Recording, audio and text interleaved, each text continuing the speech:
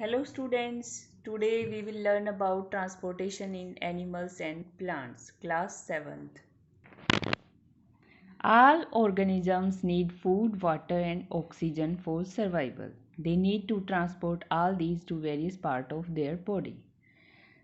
हमारे जो सभी ऑर्गेनिजम्स हैं उन सभी को फूड, वाटर एंड ऑक्सीजन की ज़रूरत होती है for their survival and they need to transport. और सभी जो बॉडी ऑर्गन्स हैं उनको भी फूड की आवश्यकता होती है, तो उसके लिए जो है एक ट्रांसपोर्टेशन सिस्टम होता है जिसके द्वारा हम अपनी बॉडी के सभी ऑर्गन्स को फूड ट्रांसपोर्ट करते हैं।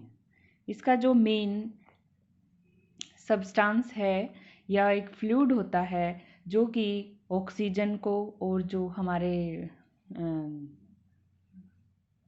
वाटर मिनरल्स हैं और जो सब्सटेंसेस हैं या डाइजेस्टिव फूड है उनको ट्रांसपोर्ट करने के लिए हेल्प करता है, वो है blood. Blood is a fluid which flows in blood vessels. और ब्लड जो है वो इन सभी सब्सटेंसेस को या डाइजेस्टिव फूड को, ऑक्सीजन को ट्रांसपोर्ट करता है, किसके थ्रू? वेसल्स के through. It transports substances like digestive food from the small intestine. Small intestine क्या काम करती है? Small intestine हमारी जो हम खाना खाते हैं, जो भी हम खाते हैं उनसे जो न्यूट्रिएंट्स हैं उनका अब्जॉर्प्शन करती हैं और स्मॉल इंटेस्टाइन से जो ये न्यूट्रिएंट अब्जॉर्ब किए हुए हैं ये ब्लड में जाते हैं और ब्लड उसको कैरी करके सभी बॉडी पार्ट्स तक पहुंचाता है to the other part of the body. It carries oxygen from the lungs to the cells of the body. जैसा कि हम जानते ही हैं कि हमारे लंग्स क्या काम करते हैं? ब्लड में ऑक्सीजन को मिक्स करने का काम करते हैं। तो वहाँ से इट कैरीज, ब्लड क्या है? ऑक्सीजन को कैरी करता है, किससे? From the lungs to the cells of the body. हमारे बॉडी की जितनी भी सेल्स हैं सभी तक ऑक्सीजन कौन पहुँचाता है? ब्लड।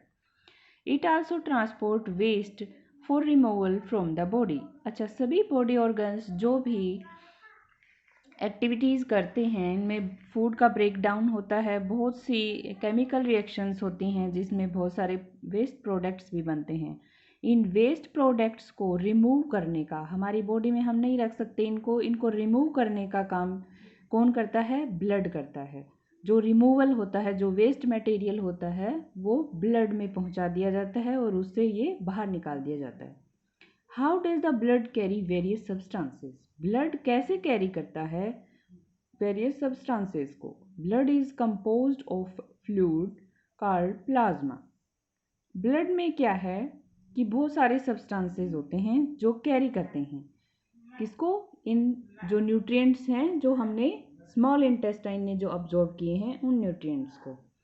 अब ब्लड में क्या है? एक फ्लूइड होता है, उसको प्लाज्मा कहते हैं। Plasma in which different type of cells are suspended. Plasma एक लाइक ए वाटर ऐसा फ्लूइड होता है जो पानी की तरह होता है, उसमें बहुत टाइप की सेल्स होती हैं जो उसमें तैरती रहती हैं, सस्पेंडेड। अब ब्लड में 3 टाइप्स की सेल्स होती हैं, red blood cells, white blood cells and platelets.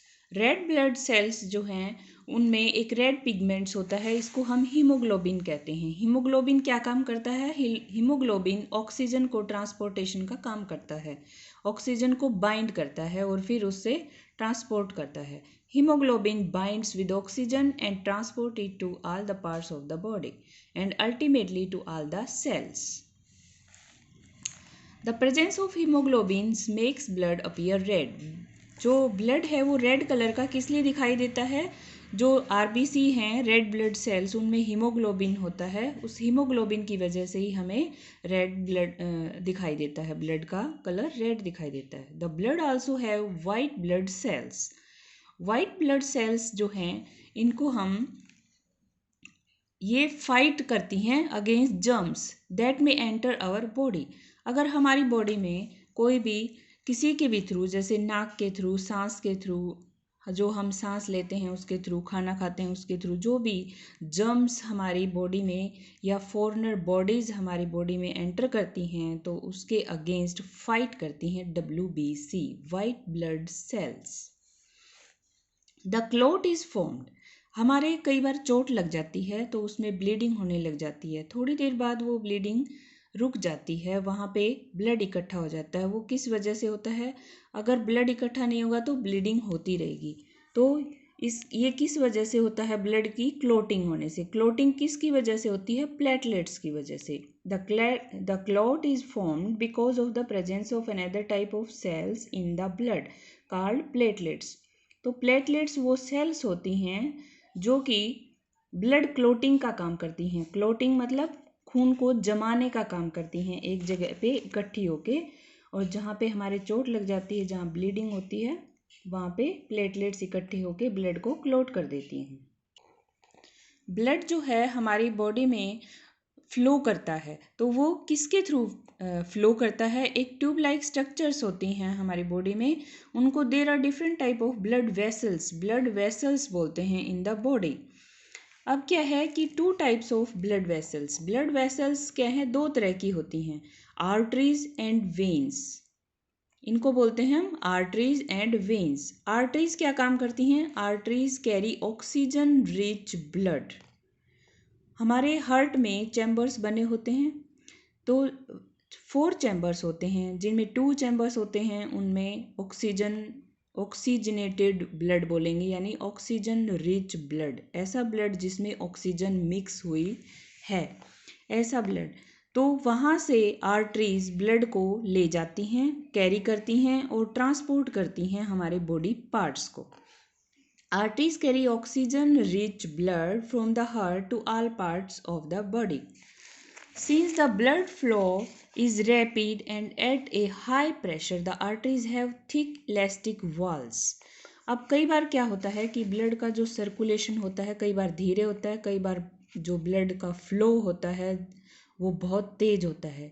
ये जस्ट लाइक ऐसे है कि जैसे हमने कोई हमारी टैप से पाइप लगाई है और उस पाइप में जो ब्लड का फ्लो होता है उसी के अकॉर्डिंग, पानी का जो फ्लो होता है उसी के अकॉर्डिंग। तो जैसे हमारी जो पाइप्स हैं, वाटर पाइप्स, वो उनमें इलास्टिसिटी होती है, इसी तरह ही हमारी आर्टरीज जो हैं, आर्टरीज की जो वॉल्स हैं वो भी इलास्टिक होती हैं। अब है कि पल्स रेट क्या है? पल्स रेट है, a resting person usually has a pulse rate between 72 to 80 beats per minute. अब पल्स रेट का मतलब क्या है? पल्स रेट का मतलब है कि जो आर्टरीज में जो ब्लड का फ्लो हो रहा है वो कभी तेज होता है, कभी स्लो होता है। तो जो एक रिदमिक जो एक्टिविटी होती है इसके अंदर, उसको पल्स रेट बोलते हैं। मतलब जो आर्टरीज में ब्लड का जो फ्लो है उसका प्रेशर क्या है उसको नापते हैं हम, उसको पल्स रेट बोलते हैं। और एक हेल्दी पर्सन में जब वो रेस्टिंग पीरियड में होता है, जब वो एक्सरसाइज कर रहा होता है, तो जो ब्लड का फ्लो है आर्टरीज में बहुत ज़्यादा बढ़ जाता है, तो पल्स रेट भी बढ़ जाती है। लेकिन एक रेस्टिंग पर्सन में 72 टू 80 बीट्स पर मिनट ये उसकी पल्स रेट होती है। अब है वेन्स हैं वो, veins are the vessels which carry carbon dioxide rich blood from all parts of the body back to the heart. अब हमारे हार्ट में कार्बन डाइऑक्साइड रिच ब्लड होता है, क्योंकि हमारे जो बॉडी ऑर्गन्स हैं उनमें फंक्शंस होते हैं, ब्रेकडाउन होता है फूड का, तो उसमें कार्बन डाइऑक्साइड है वो एज ए वेस्ट मटेरियल के रूप में रिलीज होती है। अब ये कार्बन डाइऑक्साइड जो है वो ब्लड में डिज़ोल्व होती है और डिफरेंट पार्ट से उसको कलेक्ट करना पड़ेगा और उसको बाहर निकालना पड़ेगा, क्योंकि वो एक वेस्ट प्रोडक्ट है।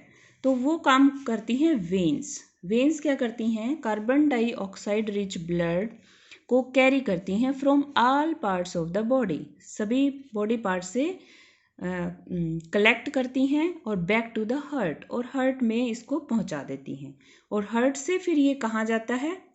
ये देखिए, पल्मोनरी वेन कहाँ ले जाती हैं? हार्ट से लंग्स की ओर ले जाती हैं, हार्ट से लंग्स में ले जाती हैं। लंग्स में इनमें ऑक्सीजन मिल जाती है, मिक्स की जाती है ऑक्सीजन, और फिर ये ऑक्सीजन रिच ब्लड है ये दोबारा से हार्ट में आता है, और इनको आर्टरीज है वो सभी बॉडी ऑर्गन्स तक सप्लाई करती हैं। The veins have thin walls, there are valves present in veins.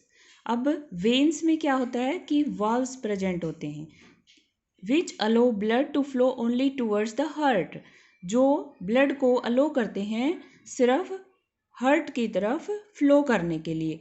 Otherwise अगर ये वाल्व्स नहीं होंगे तो ये हार्ट से दोबारा वेन्स में ब्लड आना शुरू हो जाएगा, तो वो जो carbon dioxide rich blood and oxygen rich blood दोनों मिक्स हो जाएंगे। तो इसके लिए क्या होता है, वेन्स में वाल्व्स होते हैं ताकि वो एक डायरेक्शन में फ्लो उसके body organs to heart. Okay students, इसका जो नेक्स्ट टॉपिक है वो हम नेक्स्ट वीडियो में करेंगे। आज के लिए इतना ही।